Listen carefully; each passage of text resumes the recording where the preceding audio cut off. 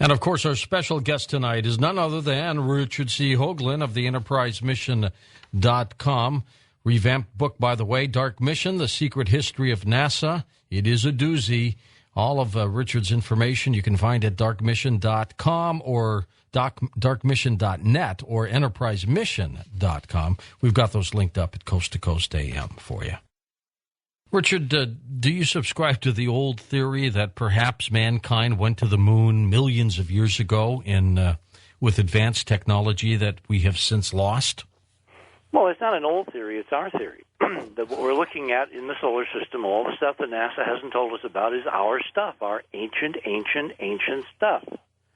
And if you look at that and really begin to understand the implications, which are pretty astonishing and off the edge of the paper, it makes sense now that the people who were supposed to be trusting and paying attention to, and they're supposed to be giving us the data that our tax dollars are paying for, they're keeping it to themselves because they believe they are the appropriate stewards or inheritors, or what's that legal term for when you have a legacy and you're the one that's supposed to get it? And the rest of us aren't. They believe, these people who have been doing this, and I'm more and more convinced of this now, they believe they have a God-given right, almost like the divine right of kings, to look at that stuff as their stuff, and the rest of us don't count. And you asked at the top of the show if I have evolved in my perception of this whole situation. Yeah, I mean, originally I thought we were dealing with a lot of very dumb people who could look at this data and not see what's obviously, blatantly, plainly visible, plain as day on these images and on the files and in terms of what's now been posted on the web. But no, it is a conscientious, consistent, deliberate campaign, a policy to keep the good stuff for themselves, and we pay for it, and they get to use it, benefit from it, understand it, research it, go back, exploit it. Does this sound vaguely familiar in terms of other things going on in our culture right now? Almost everything, Rich. Yeah. I mean, where are the trillions of dollars that we're giving to these banks going? Well, they at least have the guts to say, none of your damn business. NASA pretends to be on our side. And when I say NASA, remember, I'm not talking about 99% of the rank and file of the 18,000 employees of NASA who are left after the 500,000 of the so-called Apollo years. I'm talking about leadership. I'm talking about the people who pull the strings, the people at the top, the people who set policy, the people who claim to do one thing and are doing another. I mean, I'm really getting ticked off by this because it's gone on and on and on. And in the area I know exquisitely well, I can show you the lies that have been told consistently now over the last 40 years. I mean, this anniversary coming up, I'm having very, very mixed feelings. Because on the one hand, I think back to those halcyon days when Cronkite and, Bill and all the other guys that I work with covered this astonishing human achievement. It was also Frank McGee for NBC. Frank McGee was for NBC. Yeah. What do you got, a whole list of guys there? You're going to poke them out all night? As people send them to me, I'm passing them on to you. Well, let's not miss anybody then, folks. Keep sending those cards and letters to George. But, I'm really kind of conflicted because I know now that the program that we covered was a lie, an out-and-out blatant lie planned from the beginning to be a lie, to be a version of the truth, but not the truth. And the conflict comes in when we're approaching this anniversary, and I see a story a couple of days ago in, I think it was the Sunday Express in London, that NASA had suddenly, miraculously, just a few days before the 40th anniversary, George, guess what? What? They found the missing Apollo 11 videotape. Exactly. We talked about that. It was unbelievable. Isn't it? Now, look. We've been talking about this for years, haven't we? Well, we broke the story. We broke the story on Coast that they were missing. And then we tried to get some people to email Mike Griffin. And then we reported on this program that there was a consistent campaign in headquarters to keep him from seeing the emails. The NASA administrator, the guy that President Bush had appointed to be head of his space agency, was being kept from the people who were basically asking him, where are the damn tapes? So now we fast forward the film, and just a few days before the 40th anniversary, these original versions of the black and white video that we all saw 40 years ago, the evening of July 20th, have been found. And NASA is kind of being very circumspect about what they plan to do, but the word is that there's going to be some kind of a major showing around the anniversary, like, oh, didn't this happen just in time? Now, on the plus side, the quality of what we're going to see is going to be really impressive.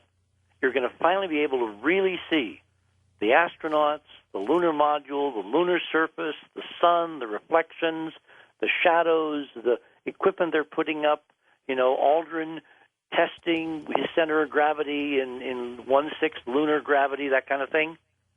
The downside is they've had God knows how many years with advancing computer technology to expunge any interesting anomaly in the background from these videos so that it will conform with the NASA pre-sold version of what the moon is supposed to be about. Well, of course. They're not going to let those things out without examining them.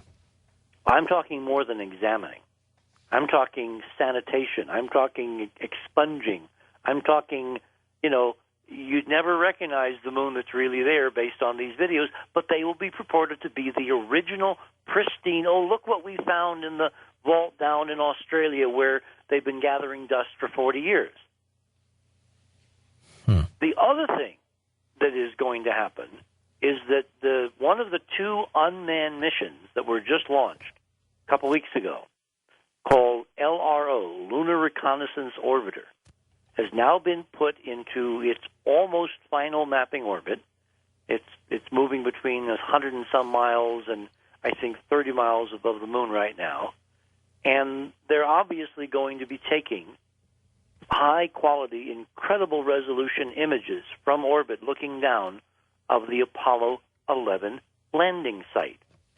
And they will then make those photographs available, and you will see, finally, after all these years, proof from NASA that indeed we did land on the moon. Of course, what will the skeptics say who don't believe we went to the moon? Well, Photoshop, that right? Contingent, that group of people that were kind of looked at to be the ones that were dangerous because they might ask questions, they've already been bought and paid for with the fake conspiracy.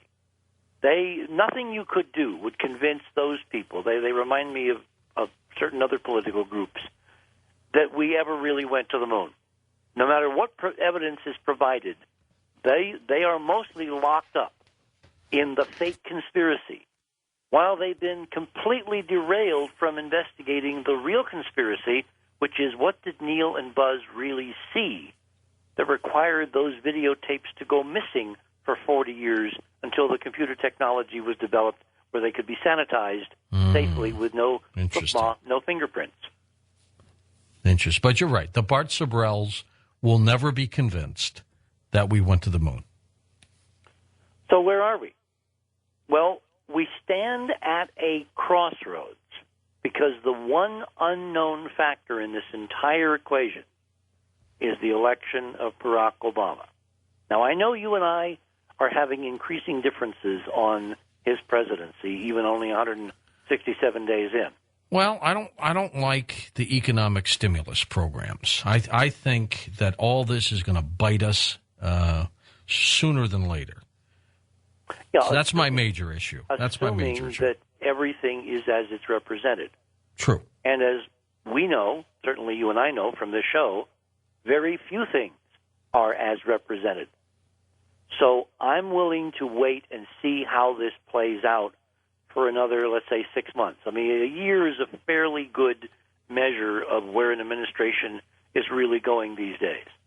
I'm also baffled at how, like WorldNet Daily, which has done some great stories and some other off-the-wall things, just keeps pounding away at this birth certificate story, and the other media really doesn't even touch it.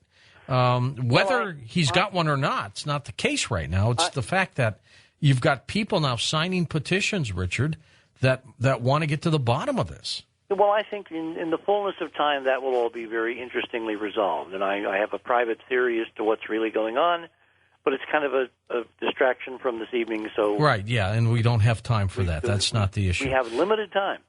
Go ahead. Well, the positive thing about Obama, which I want to call everybody's attention, again, looking at it from my perspective, covering the NASA waterfront, the space frontier, the things that are really going to affect the fate of civilization, is what he has done with NASA.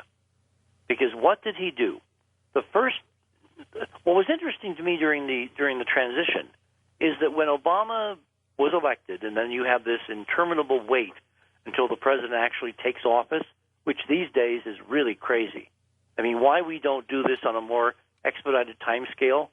It used to be, remember back before 1933, the president was elected in March, and I'm sorry, he was elected in November, but he wasn't inaugurated until March. It was FDR that moved it up to January 20th. Well, now, even, November, December, January, that's an eternity. That's a lifetime. You remember the old cliche that, a day is a lifetime in politics? Absolutely. Well, at the rate at which the world is moving, the rate at which we're all interconnected, the rate at which the economies propagate the stock market bad news around the world, from Tokyo to New York to London, etc., you can't have this 3-month wait between electing a new administration and the new administration taking office. So what we saw was, during the transition, we saw a kind of a really expedited transition to where we kind of had, for a while, like they have in Russia now, we had two presidents. We had George Bush acknowledging the new president and really making things as smooth as possible in a way that was said by many observers to be unprecedented in terms of moving the new people in and the old people out and all that. Well, as part of that transition, remember how smooth it went in every department, every agency of this incredibly vast and complicated government, yes, the most complicated government on the planet. What was the one agency where Obama had problems? NASA. Exactly. And what was it that Mike Griffin, head of NASA, appointed by Bush, did that made me certainly go, oh, this is intriguing? He told Obama's official representative, a gal named Lori Garver, who has now been nominated by the president to be the deputy NASA administrator, but who was head of Obama's NASA transition team, he basically told her she wasn't smart enough to evaluate his, i.e., Griffin's, space program. Remember that? Yeah, I do. I do remember that. Okay. Kind of arrogant, wasn't it? It was incredibly. Particularly, it was also impolitic. Forget the arrogance. But here's a guy whose wife simultaneously, I'm talking about Griffin now, was campaigning, sending emails to a bunch of very influential congressmen and senators who will ultimately have to approve of the new administrator, campaigning within the aerospace community to have her husband, Mike Griffin, kept on as the NASA administrator. Now, that's not going to happen when you basically kick, in a delicate part of the anatomy, the president's official, envoy, and tell her that she's not smart enough to basically darn your socks. So what was his game? What was the agenda? It was almost like he was flagging that NASA was something the president should pay attention to. Remember, nothing is as it appears on the surface. The lie is different at every level.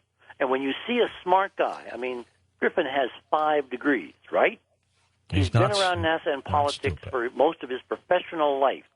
Do you really think that's how he thought a guy who wants to continue to be administrator should comport himself with a new president? But you never trusted him from the get-go. Well, I was, I'm back to Reagan, trust but verify. I was willing to give him the benefit of the doubt. Remember, early on, I said he made some really smart decisions, like saving Voyager. Remember that? I remember that. And he did several other things, like he reinstated the Hubble rescue mission, which turned, talk about gold. That telescope is a brand new 21st century space telescope because Mike Griffin said, overturning Sean O'Keefe, no, we're going to go and fix it. And he stuck with it, and he made it happen, and he produced a shuttle that was reasonably safe so the astronauts could go up and do that and not get killed. And it all worked, and he absolutely deserves 100% credit for those important decisions. The dumb thing he did, the amazingly weird dumb thing he did, was championing the so-called Constellation program, spending $6.5 billion on the Ares new rocket to replace the shuttle, which doesn't have a prayer of really flying because it's got so many problems and it's so over budget and behind schedule, and it has left us now with a 5-year gap between the time the shuttle program is supposed to end, which is next year, according to President Bush's schedule, and the time that the new spacecraft and the new boosters to continue the manned space effort or the human space effort is going to go into orbit, which will not be until 2015. A 5-year gap where the only way we're going to be able to get to our own space station is by bumming a ride with Putin. I'm sorry, with Medvedev. Well, yeah, but even, you just made the same faux pas that the president did. The president did. It's because everybody, and I have a funny story to tell you. Well, let me tell the story now. Couple minutes, go ahead. What's very interesting is, that a few days ago, before our President Obama, went to Moscow, I was suddenly invited by this major Moscow magazine published by TASS, which is the official Russian news agency, remember? The Russians like you for some reason. They wanted me to do an op-ed piece, which is going to appear. It was supposed to appear before Obama arrived. I was informed tonight that it will appear next week as a kind of a perspective on the meeting between the two presidents and the Prime Minister, Putin. And they've asked me now to add to my op-ed piece, which is really interesting. Why is it interesting? Because I believe that Obama's attention was called specifically to NASA as a problem child in the transition by Griffin as a strategy, that he knew exactly what he was doing. And he knew that it would get attention, and he wants the new president to focus on what's going on in NASA, because the NASA that he hands off is not the NASA that he wanted to hand off. That, in fact, the entire Ares constellation debacle has been something he was forced to do, but in fact may not have wanted to do if he'd had complete discretion. Nothing else makes sense. So what does Obama do when he finally gets the message? He appoints a special blue ribbon presidential commission, the Norm Augustine Commission, to hold hearings and to do in-depth studies and research and report back to the president by early August, that's like a month away, on the state of the human spaceflight program and his constellation, the best way to go back to the moon and on to Mars.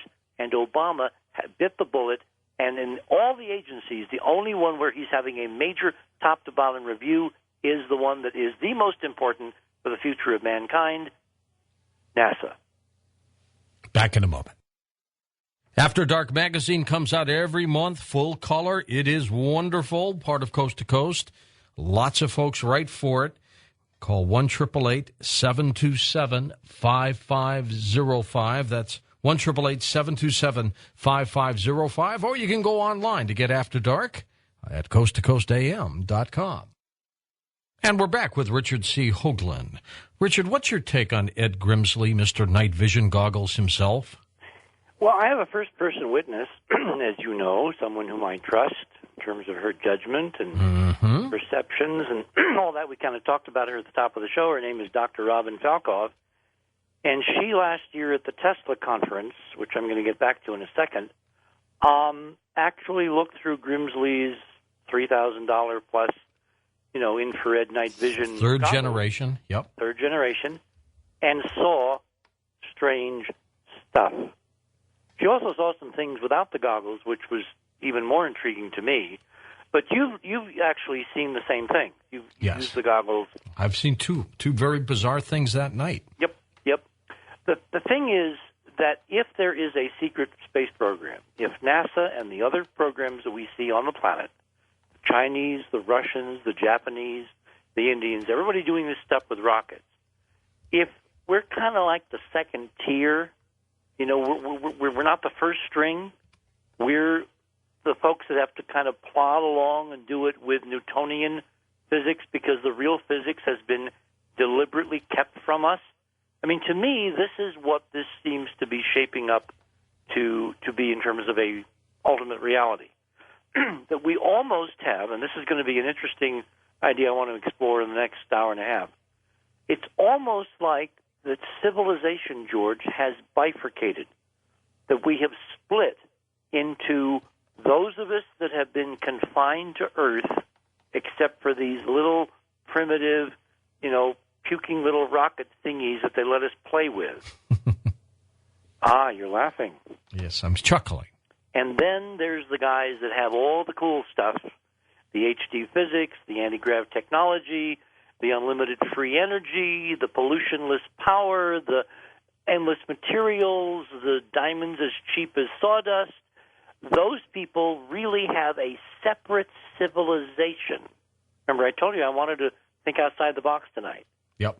And they are running their own show, and they kind of occasionally allow us to play in their sandbox. They let us send these little probes to Venus or to the moon or to Saturn and send back these pretty pictures, and they let the scientists play at their little games, analyzing stuff, whereas in fact there are human beings wearing extraordinary spacesuits walking on the moons of Saturn, looking into the incredible crevices of Iapetus, reading the ancient libraries of human beings who were fantabulous millennia, thousands of millennia, millions of millennia ago, and we are not supposed to know anything that this is going on.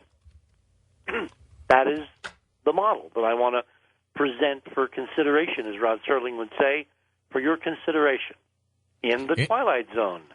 Ingo Swann, father of modern-day remote viewing, claims that he saw structures on the backside of the moon in a remote viewing session. Yes.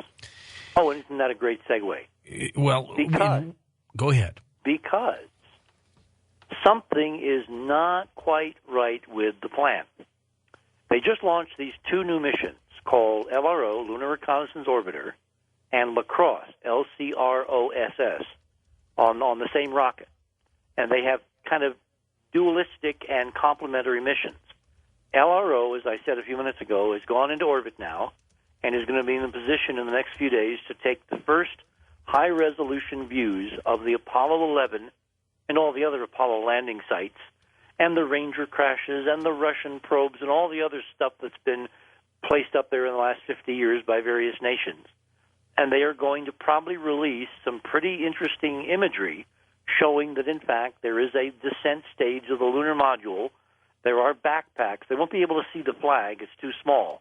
But they will probably be able to see the lunar module with even the shadows of the legs sitting there where Buzz and Neil left on that morning, the night after, or the morning after the night before, when they had landed on July 20th on the moon.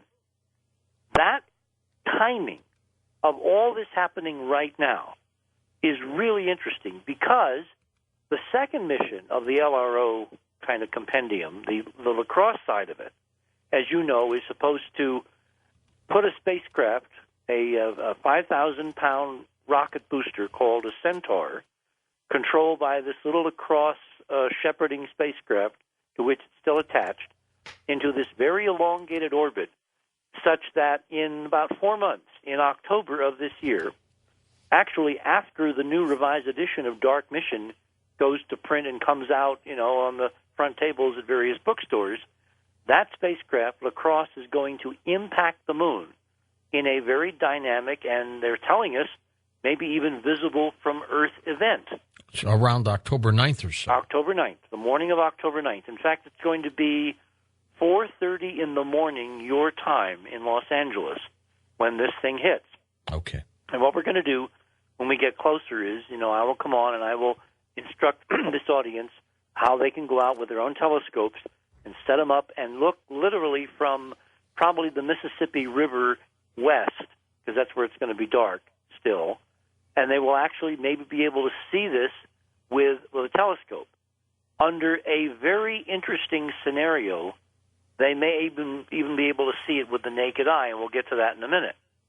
The precursor to this was the fact that the La Crosse mission, which is this kind of separate piggyback mission on the Lunar Reconnaissance Orbiter launched the other day, went to the moon and did a duck under the South Pole and got flung into this very elongated orbit, which is a 38-day orbit.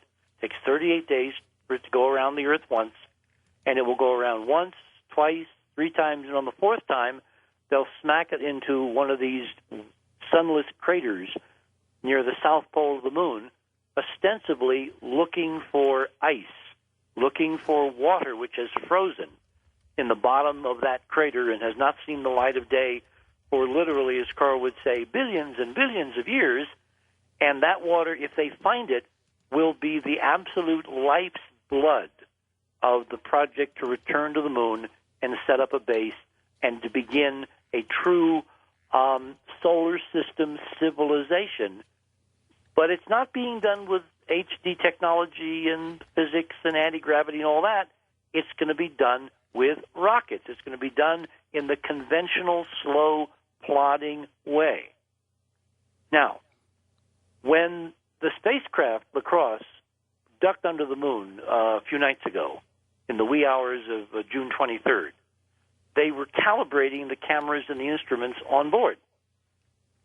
We have posted tonight on the Enterprise Mission website, enterprisemission.com, which I was able to get up there just before airtime, a part 1 of a couple-part paper that I'm going to write over the next day or so. So you got to come back after you read part 1. You got to come back for part 2, because what the La Crosse team, which is based out of NASA Ames near San Francisco on the West Coast, appears to have done, is they appear to have leaked the first bona fide official NASA evidence of ancient structures on the moon. This is incredible. Plus, I've got to tell you, your buddy Jerry Purnell, the science fiction writer and science writer, just sent me an email, and he just wanted you to know that he had one of those mimeograph sheets with the flag in it. Did he keep it? No. He said it's gone. Oh, damn, Jerry. Oh. He said it's long gone. Oh. He's been listening to the show, and he says, Richard's an old friend, and maybe he's got it right. But he remembers it. He remembers it. Well, I have a witness then. Yes, well, and it's Jerry Purnell. Jerry Purnell. I mean, Jerry and I go back, even before Marconi. My He'd God. be glad to know that. No, that's amazing that Jerry remembered, because he was one of the hordes that descended on JPL to cover the mission. Well, Jerry has a network. I mean, everybody now is connected through Facebook. Oh, Jerry has a great network, by the way. So what we need, Jerry, if you're listening, he's we listening. need for you to find, maybe Larry Niven preserved his. Somebody preserved that little Mimeo thing, because there was the genesis of this stupid lie that we never went to the moon. And it would be so nice to nail this up on the wall and write fini to that nonsense and to look at the real conspiracy, which is what NASA now has leaked. Now, here's what's gone down. After that early morning pass under the moon, La Crosse was moving away from the moon into this very elongated orbit. You can see all these diagrams on the EnterpriseMission.com website. They looked back and they took about an hour's worth of data, ultraviolet, infrared, visible light, spectrometers, calibrating the instruments with the real moon. What this instrumentation is going to be used for in October is they're going to zoom in really close, following about 50,000 miles behind the Centaur rocket, which they cut free. The rocket slams into the moon at almost 2 miles per second. And then the La Crosse spacecraft, the so-called shepherding spacecraft, which is loaded with all these instruments, is watching and recording and transmitting back to Earth in real time the data of the huge plume of dirt and dust and maybe ice kicked up from the bottom of one of these shadowed craters. Will this be a bigger plume than the Japanese craft that hit? Yes, okay, because it's a much heavier spacecraft, and the kinetic energy goes up as a square of velocity, and this thing is coming in excess of the escape velocity of the moon, whereas the Selene Japanese spacecraft was in orbit around the moon. It's also going to be an almost vertical dive between 70 and 80 degrees, which is a whisker away from 90, directly into the moon. So all the facets of the mission are maximized for the maximum bang for the buck. Alfred Weber thinks we're bombing it. Alfred Weber is nuts. I'm going to say it coast to coast. Alfred Weber is nuts. But he provided a very interesting scenario that seems to be a variant of something that I'm going to propose tonight that's going to make Weber's scenario look like a Sunday school picnic. And you call him nuts? Wait till you hear what I have to say. Before we jump on you, huh? So the Lacrosse spacecraft is following about 50,000 miles behind the Centaur empty rocket stage. The rocket stage slams into the moon, kicks up in their model a plume of dirt and material from the moon, surface, from this sunless crater, maybe 10 miles high. All that material sees sunlight for the first time in God knows how many millions or billions of years. It vaporizes. The instrumentation on Lacrosse detects the water, which is what they're really looking for, because water on the moon costs, what's the most expensive mineral water that you can buy anywhere on Earth, George? All neatly packaged in a crystal bottle and everything? It costs Evian and everything else. Yeah, all right. I actually went out and looked. The most expensive bottle of water you can get costs between $40 and $50, okay, for a pound of water in a little bottle. That's a lot of money. Water on the moon will cost $50,000 per pound if we have to import it from Earth with stupid rockets to build a lunar base. So if you find water on the moon, if you find water at the North Pole or the South Pole of the moon in these permanently shadowed craters, you have dramatically, incredibly sliced by factors of thousands the cost of establishing human beings in some kind of an outpost on the moon. And we know they have found uranium there. Yeah, that's kind of useful further down the road. Actually, you want to go solar energy. You don't want to go nukes on the moon for a whole bunch of reasons, but that's another show. So anyway, the Lacrosse spacecraft is following along, and in 4 minutes, it impacts the moon. It's a kamikaze mission, but not before it is sent in real time the data, this priceless, precious data, back to Earth, back to Ames, back to the scientists and the technicians and the computers and the whole NASA network, and also all the ground-based observatories that will be looking and recording with their spectrometers aimed at this point on the moon, including Hubble. The refurbished Hubble is really going to come into its own with this mission, because if we find the water that they're expecting, it dramatically and totally changes the price of going into space in every imaginable direction if, and this is the big if, you are limited to clunky, primitive rockets. Because water on the moon can be made into rocket fuel. And rocket fuel will take you anywhere. Well, Zubrin has said this in the past with regards to Mars. Yes. If we can terraform Mars one day, can we do that to the moon or not? Well, yeah, of course. If you have the materials, you live off the land. This is axiomatic. Lewis and Clark did not carry... But can we create a true atmosphere on the moon? You don't need to. You build domes. Duh. That's why they built the domes in the first place, George. I know. Would you want to live in a dome? Well, it depends on the size of the dome. Remember, a dome on the moon, is if it's big enough, you can actually fly with human muscle power. You can strap wings on your arms, and you can fly on the moon. I watched them build a domed stadium here in St. Louis years ago for the football team, for the Rams that we got from L.A. It took years and equipment and people. How are they going to build this stuff on a far-off land? Well, don't think 19th century. Think 21st. It'll be done with nanotechnology, little computer-controlled robots, things that automatically chew up moon dirt and spit out glass and form it and shape it, and it'll all be done by robotic remote control. You won't need one Mohawk, to build the high-rises on the moon as you have had build them in New York and Chicago and elsewhere on Earth. And I guess we'll be sending pods up there, too, and they just hook them together? What you mean for living spaces? Yeah. Well, initially, but ultimately you'll basically be mining the moon. Now, remember, this is in the NASA standard scenario. In the Enterprise scenario, there's a huge amount of already manufactured stuff that can be, you simply plug it in and turn on the lights, and bingo, you've got instant civilization, which, of course, is the reality.